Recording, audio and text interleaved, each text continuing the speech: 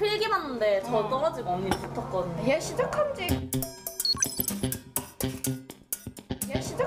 거의 뭐 한 2달 됐어. 네? 그런 거 떨어지고 이렇게 새우가 잘라는.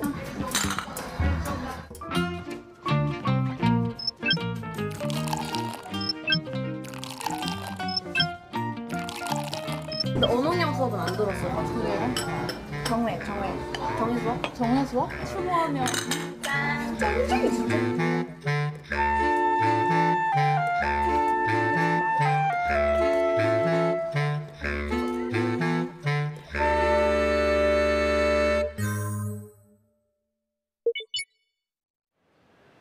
조만간 27살이 되는 동갑내기 청춘 3명. 얼마 전까지만 해도 비슷한 고민이 있었습니다. 일단 대학교를 졸업하면서 내가 어떤 거를 잘하는지에 대해서도 잘 모르니까 진로에 대한 고민도 있었지만 취업을 하고 싶었으나 대학을 졸업하고 나서요. 그게 잘 안 됐어요. 그래서 결국은 좀 이 알바 저 알바 전전을 하다가 제가 만약에 이번 기회를 놓치면 다시 또 저는 취직 생활을 해야 되기 때문에 균혜와 성은, 보라 씨는 부서는 다르지만 이 회사 팀장입니다. 직원 수 2만여 명, 세계적인 스포츠 브랜드의 신발을 만드는 인도네시아 최대 규모 회사인데요. 2년 만에 취준생에서 팀장이 된 3명의 청춘. 빨라도 너무 빠른 특급 승진인데 그 사연이 궁금해집니다.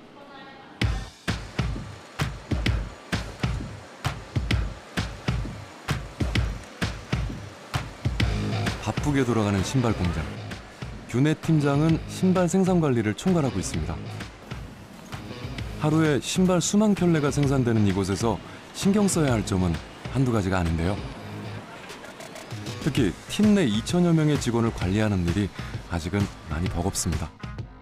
제 아래에 부하 직원이 2천여 명이 있다라는 생각을 하니까 굉장히 부담이 컸어요. 아무것도 모르는 사람이 와서 그것도 보면 대부분이 이제 저희 부모님 세대인 분들을 제가 통솔을 해서 리드를 해야 된다고 하니까 어디서부터 어떻게 시작해야 될지 굉장히 막막한 게 컸는데 균혜 팀장의 고향은 강원도 강릉입니다.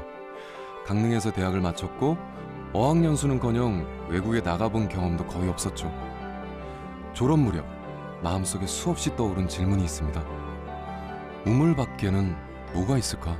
무식하면 용감하다라고 해서 정말 아무런 준비 없이 왔거든요.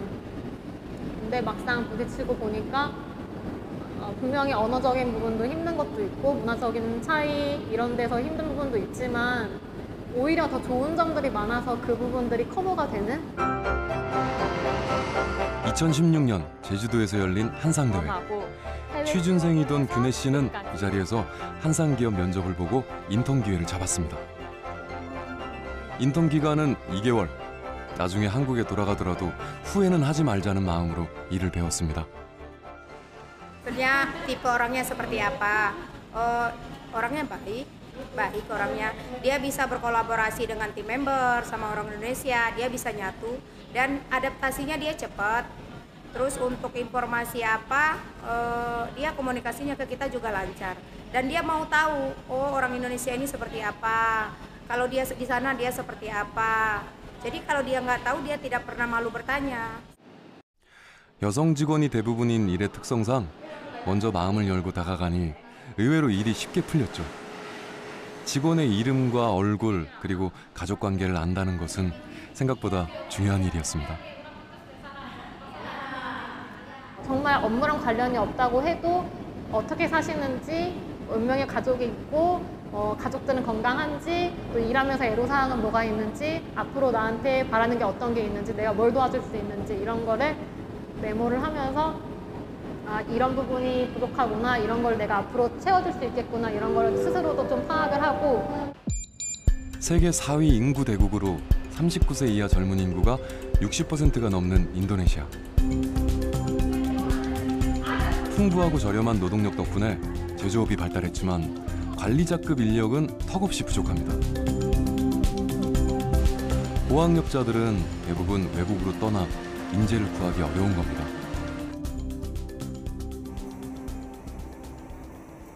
바로 옆 건물, 보라 팀장이 일하는 곳입니다.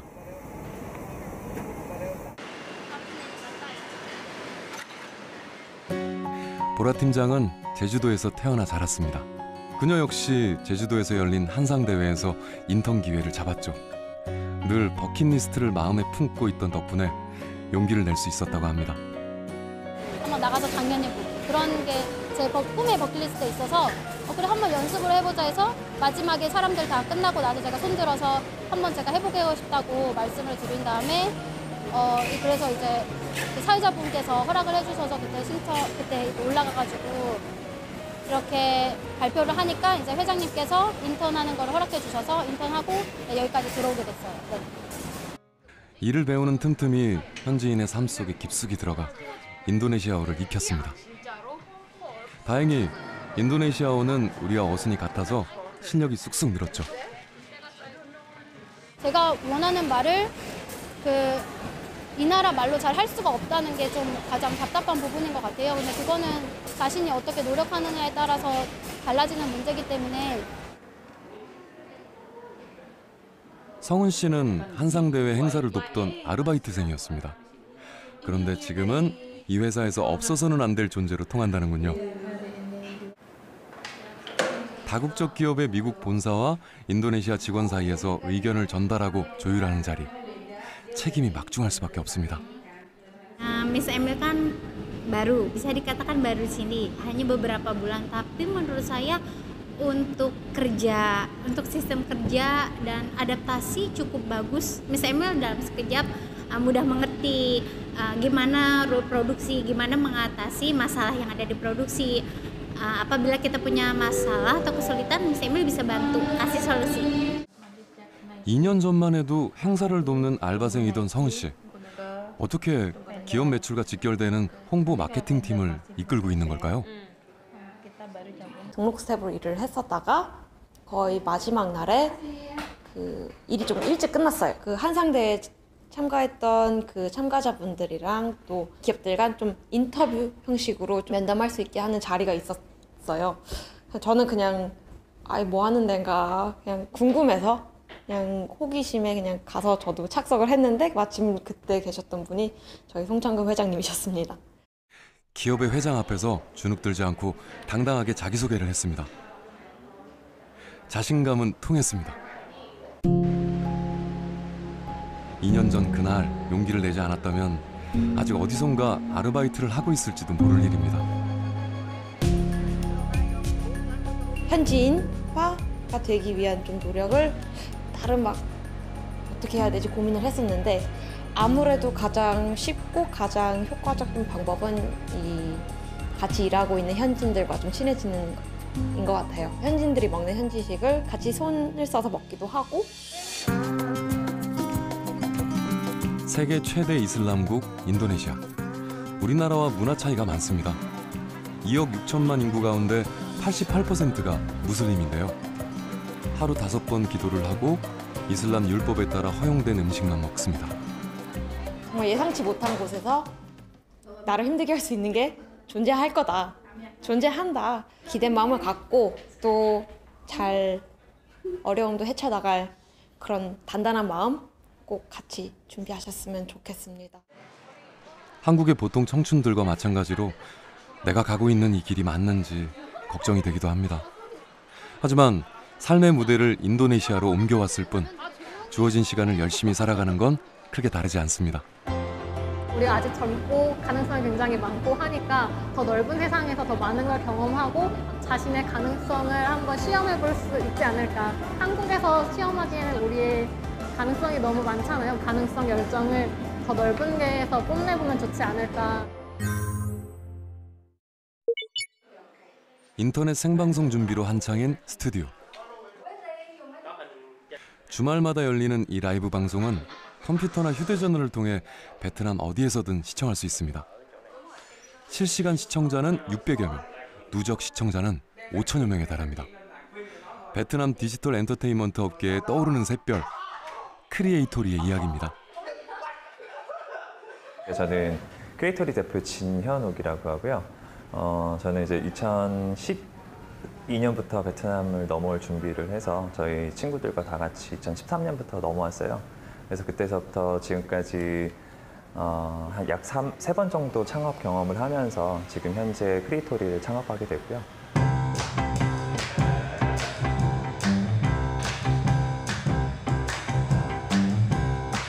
우리는 인터넷과 모바일 콘텐츠 제작자를 크리에이터라고 부르는데요. 크리에이토리는 재능 있는 크리에이터를 발굴해 온라인이나 모바일로 콘텐츠를 유통하는 기업입니다.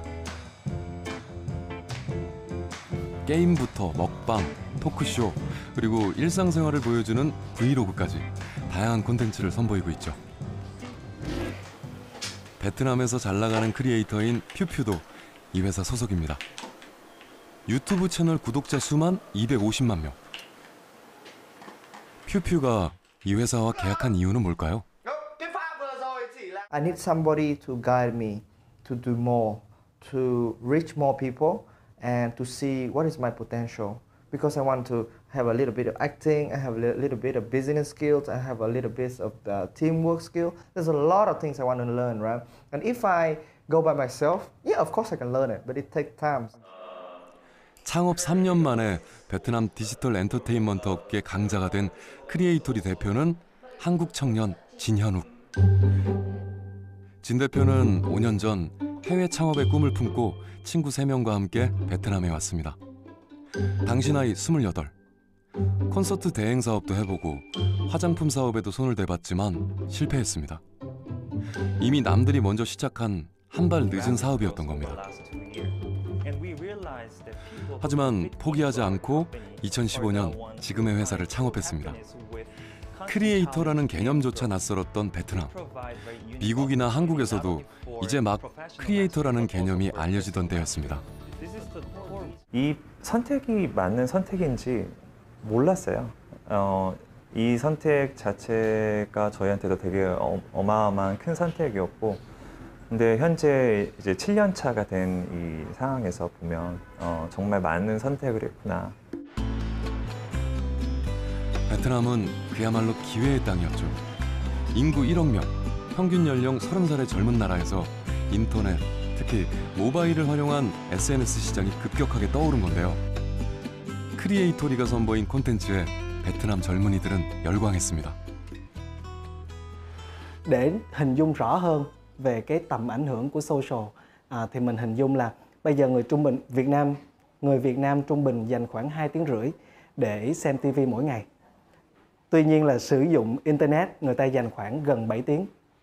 Trong đó người ta dành khoảng hơn 2 tiếng rưỡi là để sử dụng cho social, là các mạng xã hội Việt Nam bao gồm như là Facebook, Zalo, các forum vân vân. Nếu như truyền hình không ít ra là ở Việt Nam, nếu như truyền hình không thay đổi hoặc là tự khẳng định mình bằng những sản phẩm chất lượng thì YouTube sẽ lấn át truyền hình. Sẽ không có nghĩ đến chăm sóc này nữa, tại vì ở đây quá tuyệt vời rồi. Vừa mới kêu này các bạn, wow siêu bổ luôn á. Trong đây thì có bắp, cà rốt, rồi là hành tây, hành, rồi có trứng. 한국인 크리에이터도 있습니다. 어릴 적 가족과 함께 베트남으로 이민 온 한국 청년 우 씨. 먹방 전문 우 씨는 구독자 수 100만 명이 넘는 유튜브 스타입니다. 오늘은 여기 문특능이라는 음식도 먹어보고 그다음에 라면도 먹어요. 우동 같은 라면. 우 씨는 베트남에서 처음으로 먹방 열풍을 일으킨 인물입니다.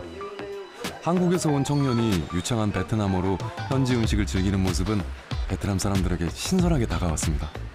한지 1년 됐을 때는 정말 힘들었거든요. 라이브 방송 키면 한 10명도 안 된 채 보고 있고, 근데 그 10명 다 안에 다 저희 직원들이고 친구들이고 진짜로 제가 모르는 사람이 아니에요. 그래도 계속 하다가 1년 반, 그 다음에 2년 뒤에 점점 늘어나다 보니까 이렇게 왔어요. 크리에이토리와 함께 빠른 속도로 성장하고 있는 우 씨. 낯선 땅에서 함께 성공을 꿈꾸고 있는 한국인 창업가들이 더 특별하게 느껴질 수밖에 없습니다.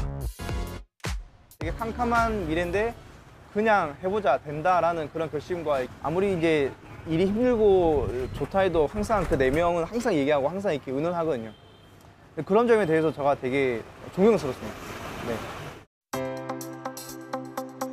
새로운 아이디어로 남이 가지 않은 길을 걷고 있는 한국 청년들. 눈부신 성장 뒤에는 남모를 고민도 많습니다. 한국인으로서 선례를 남겨야 한다는 책임감도 큰데요. 해외 창업을 꿈꾸고 있는 청년이 있다면 선배로서 해주고 싶은 말도 많습니다. 성공과 기회를 잡기 위해서는 가장 중요한 요소 3가지가 있다고 봐요. 첫 번째는 제가 가진 어떤 능력, 스킬일 거고요. 두 번째는 제가 속해 있는 환경, 장소일 거고, 그리고 마지막으로는 제가 살고 있는 이 시대, 2018년이 되게 중요한 것 같아요. 이게 또 지금 당장 한국에 필요한 것인가? 아니면 한국에 당장 필요하지 않지만 그래도 외국에 필요할 수 있지 않을까라는 자신의 고찰을 좀 통해서 한번 생각해보면 좋을 문제 같아요. 네.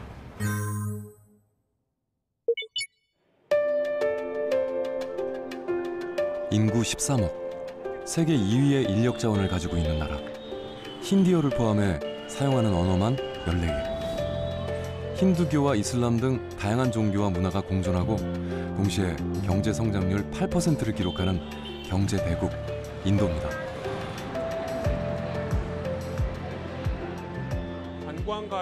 하지만 아직 우리에게 인도는 가까이 하기엔 너무 멀고 호기심보다 두려움이 앞서는 나라입니다. 여성에 대한 범죄가 끊이지 않고 있는 인도에서 미지의 나라 인도에서 스타트업에 뛰어든 한국인이 있습니다. 그가 인도에서 주목한 건 핀테크 시장입니다. 4년 전 인도로 건너와 애플리케이션을 개발한 이철원 대표. 선불 요금제로 휴대전화를 사용하는 사람들에게 잔액 확인과 요금 충전 서비스를 제공합니다. 이른바 모바일 지갑인 셈인데요. 13억 인구 중에 10억이 모바일 유저고 그중에서 한 9억 이상이 다 선불제 유저들이에요. 남은 잔액이 얼마인지 핸드폰을 사용할 때 그에 대한 궁금한 것들이 많아서 그 잔액을 확인하기 위한 서비스를 처음에 만든 거고요. 지금은 이제 저희가 그 잔액 확인에 기반해서 잔액 충전, 모바일 결제, 모바일 금융 서비스로까지 지금 확대를 하고 있는 상황입니다. 통화요금을 미리 결제한 뒤 휴대전화를 사용하는 선불요금제. 인도는 전체 모바일 인구의 90%가 선불요금제를 사용합니다. 특히 은행 계좌를 만들 형편이 못 되거나 신용카드를 발급받지 못하는 저소득층은 선불요금제를 사용할 수밖에 없는데요. We are not very worried about the high-income people because they have access to all the instruments, including the PPIs and wallets and what have you. So generally, those people who typically have a credit card, a debit card. So you mean low-income, targeting low-income people Yes. would be the start of the Yes. fintech business.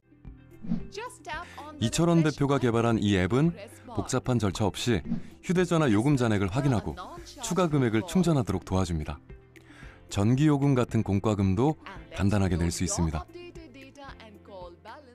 한국에 계신 분들은 좀 이해하기 어려운 환경입니다. 그래서 왜 굳이 내가 내 남아있는 모바일에 잔액을 확인해야 되는가 라는 거에 대한 의문을 가질 수가 있는데, 여기는 나라 특성상 그리고 모바일 환경 특성상 그런 부분이 분명히 필요하고요. 저희가 이제 타겟으로 하는 거는 그것보다는 좀 낮은 소득층의 유저를 타겟으로 하고 있습니다. 수도 뉴델리에서 자동차로 3시간 거리. 인구 5천 명의 시골 마을입니다. 소똥을 연료로 만들었을 만큼 낙후된 지역인데요. 구멍가게조차 쉽게 찾아볼 수 없을 정도로 편의시설이 부족합니다.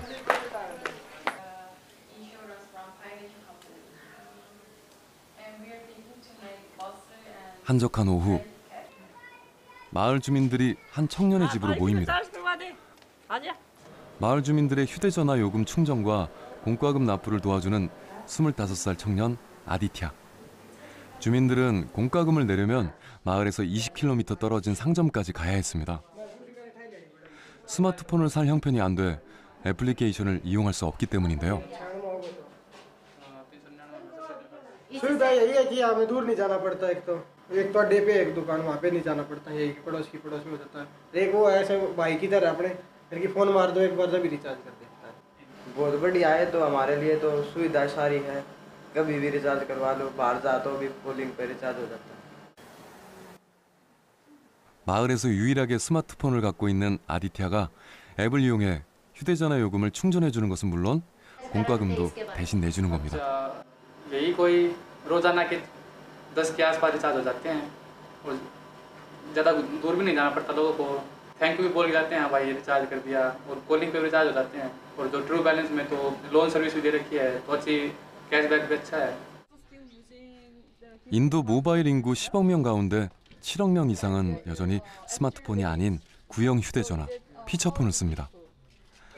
아디테아 같은 청년을 많이 늘려서 앱 사용자를 늘리고 열악한 마을 주민들의 삶의 질도 높여가는 게 밸런스 히어로의 목표라고 하네요.